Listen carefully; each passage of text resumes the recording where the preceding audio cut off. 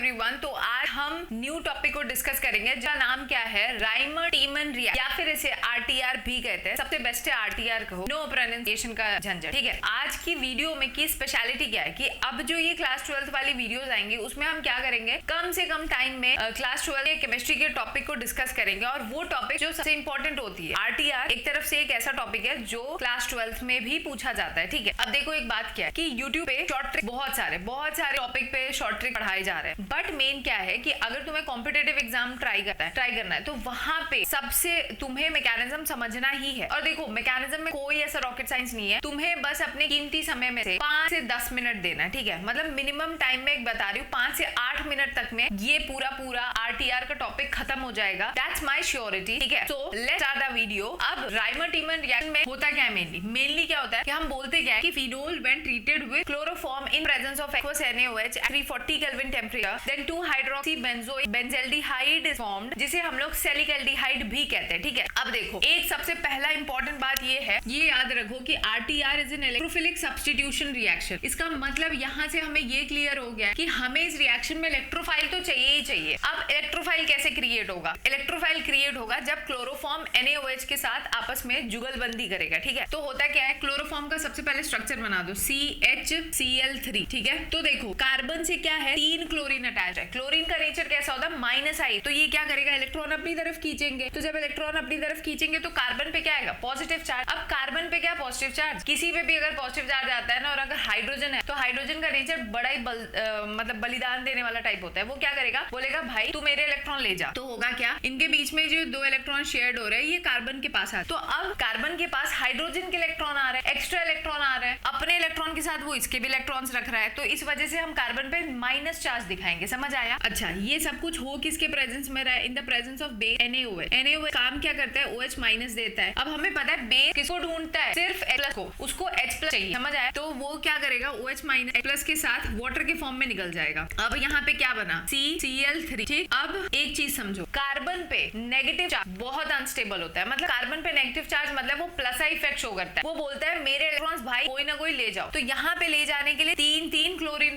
Present है, because chlorine is a very good leaving group. तो chlorine बहुत अच्छा लिविंग ग्रुप होता है। तो वो क्या करेगा, जो एक्स्ट्रा इलेक्ट्रॉन इस कार्बन को हाइड्रोजन से मिले थे वही एक्स्ट्रा इलेक्ट्रॉन क्लोरीन लेके चला जाएगा। ठीक है, because chlorine is a good leaving group. ठीक, ये याद रखना। अब क्या होता है यहाँ पे, अब यहाँ क्या हो गया, अब ये माइनस चार्ज चला जाएगा CCl2। ठीक, और यहाँ पे देखो प्लस Cl- होगा। अब यहाँ पे ये जो स्ट्रक्चर बना है ना, इसे हम लोग बोलते हैं डाइक्लोरोकार्बीन, और यही है हमारा इलेक्ट्रोफाइल। अगर तुम ध्यान से देखो, ध्यान से गौर करोगे तो यही इलेक्ट्रोफाइल है। क्यों, बिकॉज देखो कार्बन के पास कितने इलेक्ट्रॉन्स है, 2 2 4 5 6, इसको कमी हो रही है 2 इलेक्ट्रॉन्स की। तो अगर इलेक्ट्रॉन्स की कमी है दैट मींस वो क्या है, इलेक्ट्रोफाइल है। समझ आया। बट ये कौन सी कैटेगरी में आता है, this is an example of neutral electrophile. मतलब उसमें चार्ज नहीं दिखेगा बट तुम्हें देख के पहचानना पड़ेगा। समझ आया। तो ये क्या है, इलेक्ट्रोफाइल है बिकॉज इसको 2 इलेक्ट्रॉन्स की कमी हो रही है। तो चलो, हमने इलेक्ट्रोफिलिक सब्स्टिट्यूशन रिएक्शन था तो हमने इलेक्ट्रोफाइल जनरेट करा लिया। अब आगे क्या करना है मैम, तो अब आगे क्या करेंगे, हमारे पास फिनोल है तो हम फिनोल को देखते हैं। अब अगर तुम फिनोल पे ध्यान दोगे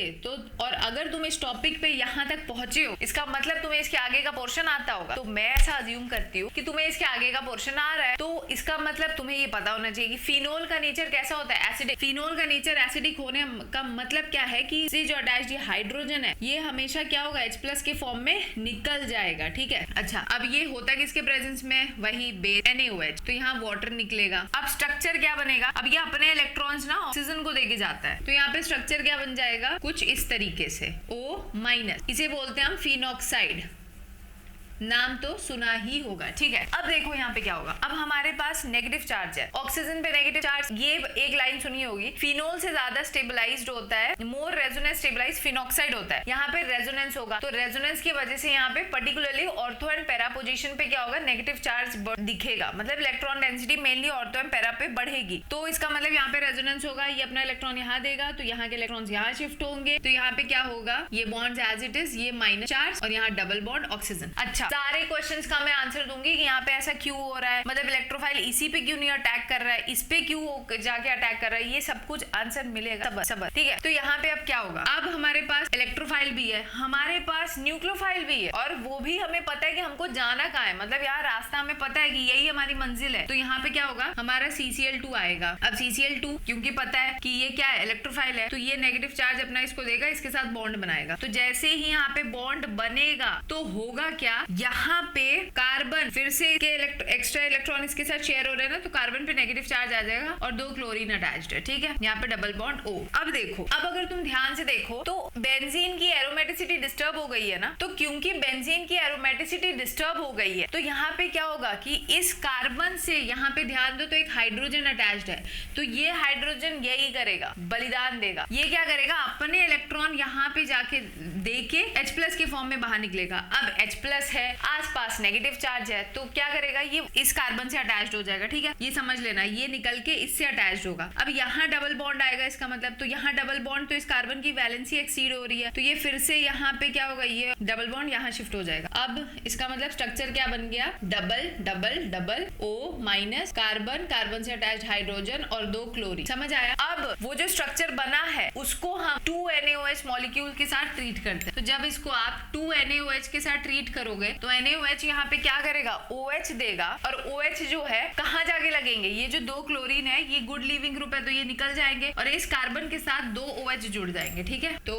ये रहा मेरा कार्बन, इससे 2 अटैच्ड OH, इससे अटैच्ड हाइड्रोजन, यहाँ पे O-। अब एक बात समझो, यहाँ पे कभी भी कार्बन पे अगर 2 OH ग्रुप लगा है तो वो हमेशा अनस्टेबल होता है, उसको स्टेबिलिटी के लिए क्या करो, हमेशा वाटर एलिमिनेट करो। तो यहाँ से क्या होगा, वाटर निकल जाएगा। अब क्या बच गया, सिर्फ एक ऑक्सीजन है, और ऑक्सीजन डाइवेलेंट होता है, तो यहाँ पे डबल बॉन्ड के साथ वो अटैच्ड हो जाएगा कार्बन के साथ। तो यहाँ पे क्या होगा, डबल डबल डबल C के साथ डबल बॉन्ड OH, और यहाँ पे O- हो गया। समझ आया। और यहाँ पे 2H, सॉरी एक H2O निकल गया। ठीक, अब लास्ट स्टेप होता है एसिडिफिकेशन। ओ सॉरी, मैंने यहाँ बताया नहीं था कि पहला स्टेप होता है एक्वस NaOH को के साथ ट्रीट करना, दूसरा होता है एसिडिफिकेशन। तो अब जब हम इसका एसिडिफिकेशन करेंगे तो हमारे पास क्या होगा, यहाँ पे C डबल बॉन्ड OH और यहाँ OH बन गया, और इसी को तो हम लोग बोलते हैं 2-हाइड्रोक्सी बेंजल्डिहाइड या फिर सेलिकल्डिहाइड। समझ आया। अच्छा, क्योंकि यहाँ पे ऑर्थो पोजीशन पे फॉर्माइल ग्रुप जुड़ रहा है, मतलब CHO जुड़ रहा है, इसलिए हम बोल सकते हैं कि यहाँ पे ऑर्थो फॉर्माइलेशन हो रहा है। क्या हो रहा है, ऑर्थो फॉर्माइलेशन। अब एक बात बताओ, सबसे पहला क्वेश्चन तुम्हारे दिमाग में ये आना चाहिए कि यहाँ पे, और एक और चीज, यहाँ पे जो मेजर प्रोडक्ट बनता है ना वो ऑर्थो ही बनता है। मेजर प्रोडक्ट कौन सा बनता है, ऑर्थो वाला। समझ आया। तो